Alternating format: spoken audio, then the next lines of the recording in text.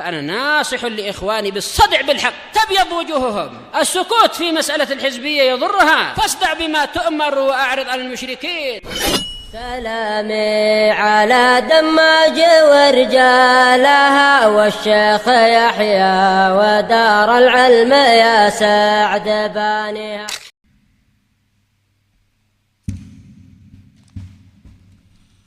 بسم الله الرحمن الرحيم. الحمد لله والصلاة والسلام على رسول الله وعلى آله وصحبه ومن والاه ما ba'd. Kita lanjutkan bacaan terhadap kitab Syarah Umdatul Ahkam, yaitu kitab Misbahul Khitam karya Syekh Zaid Al-Usabi Asbahullah. Sekarang kita masih berada pada halaman 46. Halaman 46 bagian bawah itu. Sekarang kita akan bahas pembahasan berikutnya. Kaifiyatu tadhhiril ina minal wulugh biturab. Bagaimana tata cara membersihkan bejana yang disebabkan karena jilatan anjing ketika dibersihkan dengan tanah. Bagaimana caranya? Cukup tanah tadi dilempar-lemparkan, atau tanah tadi campur dengan air, atau bagaimana? Kita lihat di sini ada dua pendapat. Yang pertama, al-qaulul awwal la yakfi darut turab 'alal mahal. Tidak cukup menaburkan tanah di atas tempat tersebut. Enggak cukup kalau cuma ditabur-tabur aja, enggak cukup, betul. Bal labudda min mazjihi bima'in yusiluhu ila jami'i ajza'ih, masyaallah. Tapi harus, labudda itu harus, bahkan harus mencampurnya dengan cairan yang bisa menyampaikan pada semua bejana tadi. Paham? Jadi enggak cukup kalau cuma ditabur-taburkan tanahnya, enggak cukup, betul.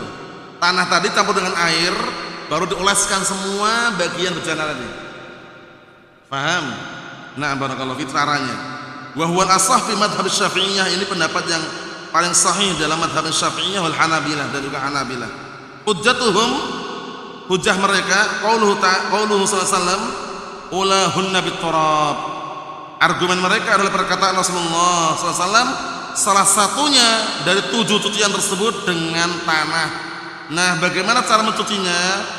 Tanah itu cukup ditabur-taburkan di atasnya atau dicampur dengan air. Pendapat yang kuat yang pertama ini ya, yaitu apa? Dicampur dengan air. Kemudian diusap-usapkan, dipoles semuanya. Mafhum? Itu. Fal ba' lil musahabah aw lil isaq. Ba' itu biturab. Ulahunna biturab, halaman 47. Bagian atas itu. Ulahunna biturab, ada ba' enggak situ? Di dalam ilmu nahwu bahasa Arab, ba' itu artinya macam-macam. Tapi di sini kata beliau artinya al-ba' lil musahabah aw lil isaq. Halaman 47 bagian atas itu, 47 bagian atas. Ba' ini fungsinya untuk musahabah. Apa musahabah itu? Beriringan. Wal ilsaq, nempel. Jadi enggak cukup tanah tabur-taburkan di atas itu kemudian dibiarkan, enggak cukup. Tapi tanah campur dengan air kemudian dioleskan semua, nempel gitu. Mencucinya berarti beriringan dengan tanah tadi. Mafhum? Jadi tanah tadi enggak ditabur-taburkan, tapi tanah tadi dicampur dengan air kemudian dioleskan. Mafhum? Ai mashuban biturab, maksudnya adalah diiringi dengan tanah.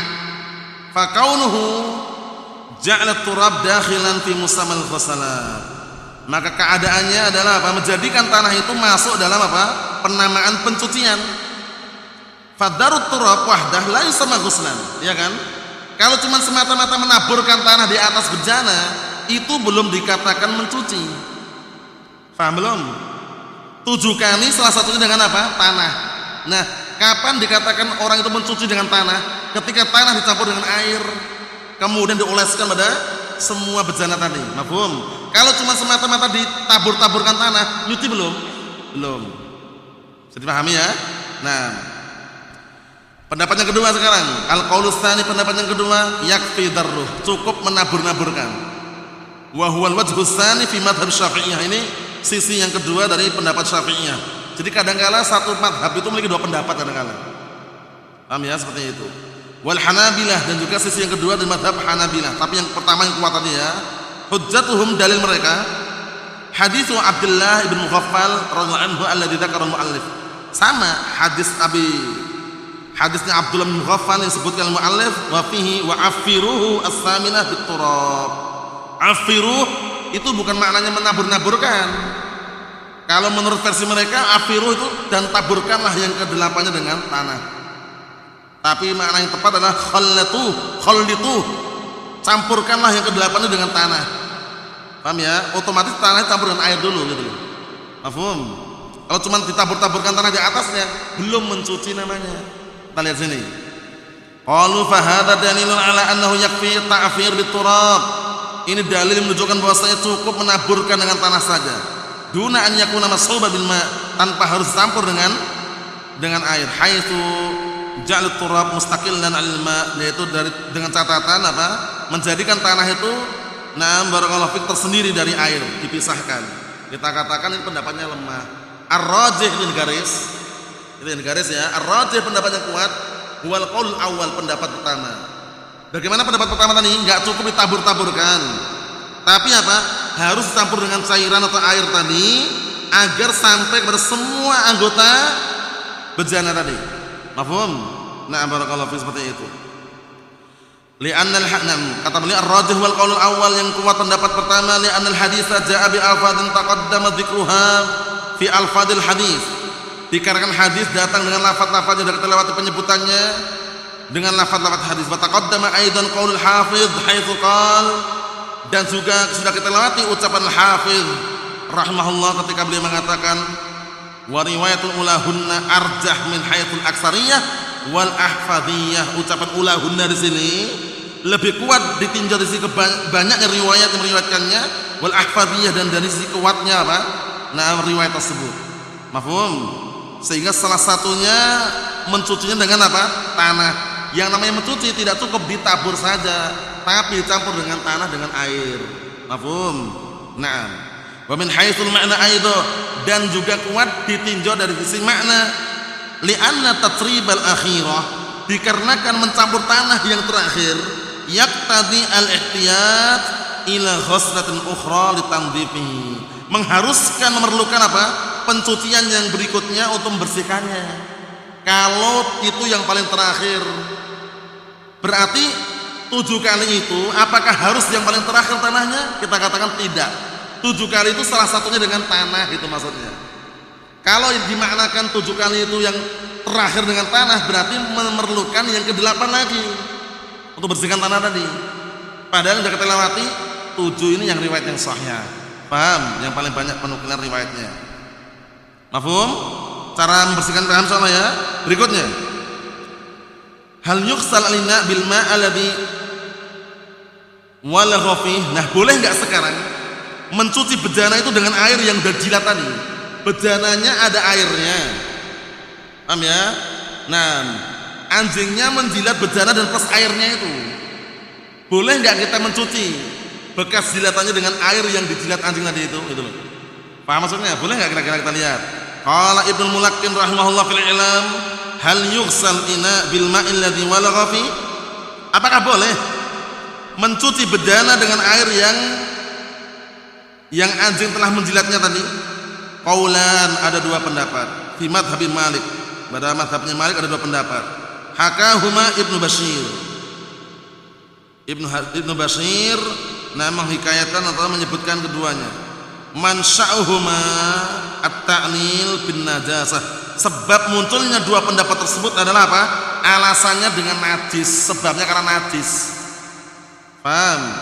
Fala yughsal, maka enggak boleh dicuci dengan apa? Air yang dijilat anjing tadi. Paham? Karena ada kemungkinan besar air itu terkena najis itu. Itu maksudnya. Awit ta'abbud fa yughsal fi, atau alasannya karena ta'abbud, murni ibadah, berarti boleh. Paham belum? Nah, berarti boleh mencuci dengan air yang dijilat oleh anjing. Khilafnya di situ. Paham ya? Qultu, aku katakan, siapa ini? Asy-Syaikh Zaid Al-Usabi asbahullah, as-shawab annahu la yughsal bihi. Ahsan. Yang benar as-shawab ini garisnya, yang benar annahu la yughsal bihi. Yang benar bahwasanya tidak dicuci dengan air yang dijilat oleh anjing tadi. Dengan air lain yang mencuci. Mafhum? Jadi dengan air lain, bukan air yang dijilat oleh anjing mencucinya. Mafhum insyaallah ya. Berikutnya, hal yakumul asnan was-sabun badalan min at-turab. Sekarang kalau dengan selain tanah bisa enggak? Apakah harus dengan tanah? Contohnya gini, jubah haramain dijilat anjing, warnanya putih lagi. Kemudian ketika mencuci, boleh enggak dengan sabun atau harus dengan tanah gitu? Kita kan tahu kalau misalkan kita mencuci jubah-jubah yang putih campur dengan tanah, bagaimana warnanya? Bisa berubah, bisa mengotori gitu loh. Ternyata di saat-saat tertentu diperbolehkan dengan sabun.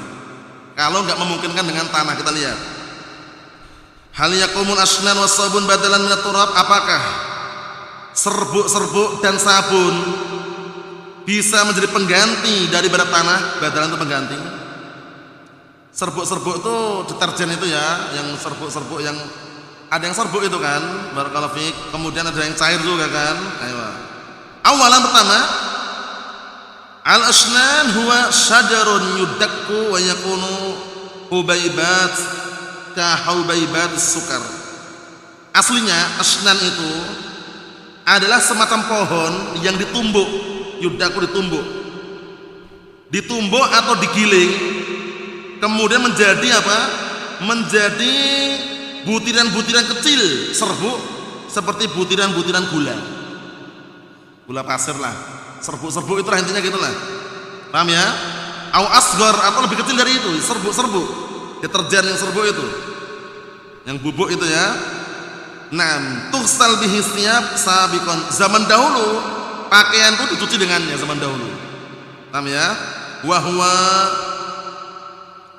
khushanun ka khushunatit turab. Yang mana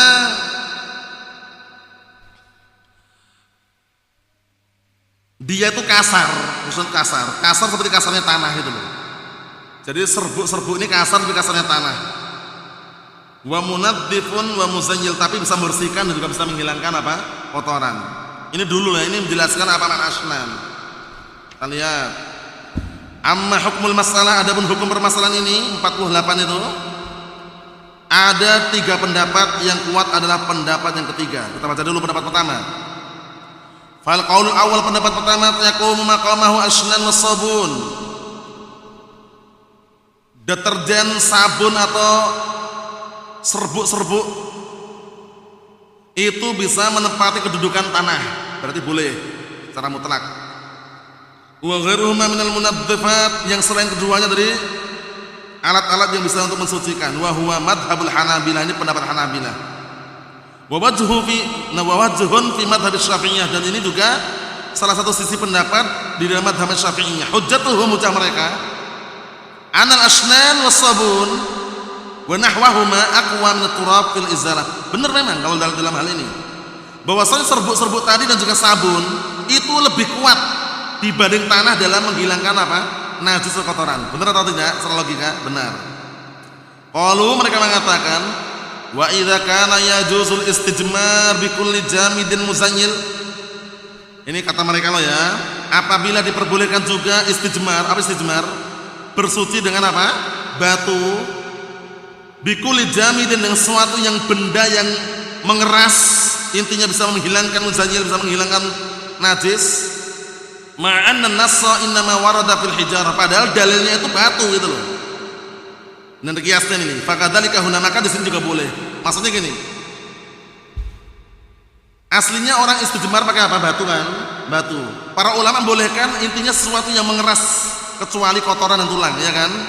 Misalkan, nah barakallahu kayu, barakallahu fi, kemudian tanah yang keras, ya kan? Nah barakallahu fi, ini kan walaupun bukan batu boleh, intinya mau membersihkan. Nah di sini main kias, paham ya? Dengan kias tadi, yang tanah itu aja diperbolehkan karena membersihkan, apalagi sabunnya lebih bersih lagi gitu loh. Menurut mereka seperti itu kiasnya, paham ya? seharusnya lebih diperbolehkan lagi karena sabun lebih bersih gitu loh. Mafhum? Secara logika. Ini pendapat pertama. Al-qaulus tsani, pendapat yang kedua. Kita lihat pendapat yang kedua.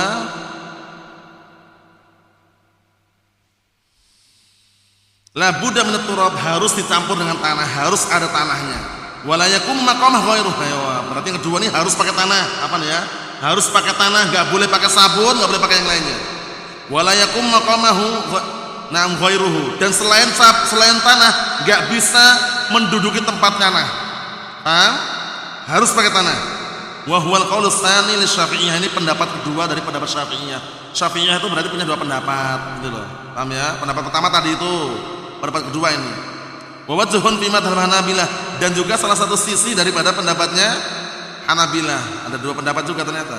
Ihtajju ala dzalika bi umur, mereka berdalilkan dengan beberapa perkara. Pertama, anna nassa warada fit turab, dalilnya itu datang mengenai tanah. Salah satunya dengan apa? Tanah, bukan dengan sabun gitu loh. Paham? Fayajibu at-taqayyud bihi, maka wajib mengikat dengannya tanah intinya. Sabun enggak boleh. Yang kedua, anna sidra wal asnana kanat mawjudatan. Sidr, atau sidr, daun bidara itu, pohon bidara, daun bidara, dan juga serbuk-serbuk tadi dulu waktu itu ada di ahli Nabi SAW, di zaman Rasulullah SAW sudah ada. Walam yusyir ilaiha, tapi Rasulullah enggak mengisyaratkan, enggak mengatakan cucilah dengan apa? Daun sidr, daun bidara, enggak ngomong gitu. Padahal ada waktu itu. Paham? Ini berarti agak kuat juga nomor dua ini ya. Nah, barakallahu fiik. Masuk gitu istilahnya. Kalau seandainya boleh dengan selain tanah, misalnya Rasulullah mengatakan cucilah salah satunya dengan daun bidara misalkan. Tapi ternyata Rasulullah mengatakan dengan tanah. Ketiga, la'alla fi turab madatan taqtulul jarasim allati takhruj min nu'abil kalb. Masyaallah, yang ketiga ini ya. La'alla, bisa jadi karena di dalam tanah itu ada semacam madah, itu semacam materi atau semacam barakallahu fiik, kandungan yang bisa membunuh bakteri-bakteri. Paham? Yang bisa membunuh bakteri-bakteri yang keluar dari apa? Keluar dari air liur anjing, sehingga pakai tanah biar bakterinya mati. Menurut ini ya. Yang keempat, anna turaba ahadut tahurain, bahwasanya tanah itu adalah salah satu yang dipakai untuk bersuci. Li'annahu yakum maqamal ma, dikarenakan tanah itu kedudukannya seperti kedudukan air fi babi tayammum, dalam bab tayammum idza udima, ketika air enggak ada. Ini pendapat yang berapa? Yang kedua. Yang ketiga, ini pendapat yang kuat insyaallah. Al-qaulus tsalis, pendapat yang ketiga, yujzi inda faqdit turab, sah-sah saja mencuci dengan sabun atau yang semisalnya, sah-sah saja ketika enggak ada tanah. Pertama, ketika tidak ada tanah. Yang kedua, au kana turab yufsidul mahal, atau kalau tanah itu merusak tempatnya, seperti jubah pakaian tadi, pakaian haramen atau pakaian yang lain lah intinya. Kalau dijilat anjing kemudian cuci 7 kali salah satu dengan tanah, kan rusak gitu loh. Paham? Berarti boleh dengan sabun gitu loh. Paham? Ini pendapat yang ketiga, ini dirinci bagus sekali. Kama law kanat najasal kalb fil siyab, ya kan? Sebagaimana kalau seandainya najisnya anjing tersebut di pakaian, wa nahwiha dan semisalnya. Wa huwal qaulus tsalits fi madzhab Syafi'iyah, ini pendapat yang ketiga pada mazhab Syafi'iyah. Ada 3 pendapat dengan Syafi'iyah. Wa hadzal qaul huwal aqrab, di garis itu. Wa hadzal qaulu huwal aqrab, itu di garis ya. Dan pendapat inilah pendapat yang dekat dengan kebenaran. Wala yakhtalifu ma'al qaulus tsani, tapi tidak berseberangan dengan pendapat kedua. Kenapa? Wa dzalika li'annahu law furida 'adam wujud turab fasti'malu ghairihi minal munaddifat aula min adamih. Sahih. Yang demikian itu dikarenakan kalau seandainya ditakdirkan enggak ada tanah, maka menggunakan selain tanah dari pembersih-pembersih yang lain itu lebih pantas daripada enggak pakai sama sekali. Belum? Nah, au anna isti'mal turab yahsul min wara'ihi darar, atau menggunakan tanah akan terjadi apa? Di balik itu akan jadi apa? Darar, membahayakan. Paham ya? Kama law kana fi ghairil ina min siyabin wa ghairihi, sebagaimana kalau seandainya jilatan atau najis anjing tadi itu di selain bejana berupa pakaian dan yang selainnya. Kalau pakaian kan enggak boleh kita campur tanah, kan enggak mungkin karena kotor lagi nanti. Paham ya? Seperti itu. Qala Nabi sallallahu alaihi wasallam la darar wala dirar wallahu alam. Tidak boleh membahayakan diri sendiri dan juga tidak boleh membahayakan orang lain wallahu alam. Kita ambil satu lagi yang terakhir ya. Idza walagul kalbu fi ma'in laysa fi ina'in famal hukum. Nah, sekarang kalau anjingnya itu menjilat di air bukan di bejananya. Anjingnya enggak jilat bejana tapi jilat airnya. Mungkin enggak seperti itu? Bejananya besar gitu kemudian dia sengaja jilat airnya. Paham ya? Mungkin minum atau semisalnya. Apa hukumnya? Qala Nawawi rahimahullah walau walaghal kalbu fi ma'in katsir. Kalau seandainya anjing itu menjilat di air yang banyak, bihaitsu la yanqusunuhu an kullatain, dengan catatan apa jilatan tersebut tidak kurang dari apa 2 kulah, lam yanjushu, tidak menajisinya. Lam yunajjishu, tidak menajisinya. Paham? Ini kalau menurut Imam Nawawi, jadi airnya banyak itu airnya. Wa qala al-Hafidz, berkata al-Hafidz Ibnu Hajar, qauluhu fi ina'i ahadikum, pada bejana salah satu dari kalian, dhahiruhu, dhahirnya al-umum fil aniyah, umum pada semua bejana. Wa mafhumuhu, dan yang dipahami, yakhruj al-ma atau yukhrij al-ma al-mustanqa masalan, mengeluarkan air yang sudah apa? Yang sudah terkena apa? Jilatan sebagai contoh. Wa bihi qala Auza'i mutlaqan, dengannya pendapat Auza'i secara mutlak.